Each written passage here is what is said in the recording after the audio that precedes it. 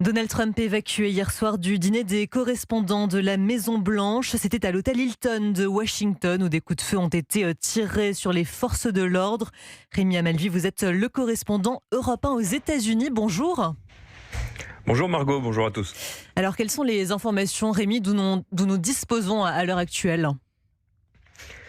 Écoutez, ce que l'on sait pour l'instant, c'est que les faits se sont déroulés vers 20h30, 20h40, heure locale. Alors Donald Trump venait d'arriver à l'hôtel Hilton de Washington DC, où se tenait l'événement. Le président américain et les milliers d'invités étaient installés dans une salle de bal souterraine de l'hôtel, quand des coups de feu sont entendus à l'extérieur de la salle, vers l'entrée du bâtiment.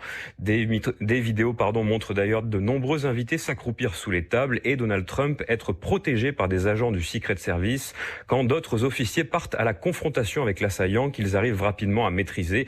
L'un d'entre eux aurait été touché par balle mais est sain et sauf, protégé par son gilet pare-balles. Au départ, l'événement devait reprendre son cours, mais lors d'une conférence de presse, Donald Trump a finalement annoncé qu'il serait reporté afin d'assurer la sécurité de tous. Le tireur, lui, il est aux mains de la police. Il s'appelle Cole Thomas Allen, il a 31 ans et il est originaire de Torrance en Californie. On ne connaît pas encore ses motivations, mais les autorités pensent qu'il a agi seul. Il vient tout juste d'être inculpé pour attaque à main armée.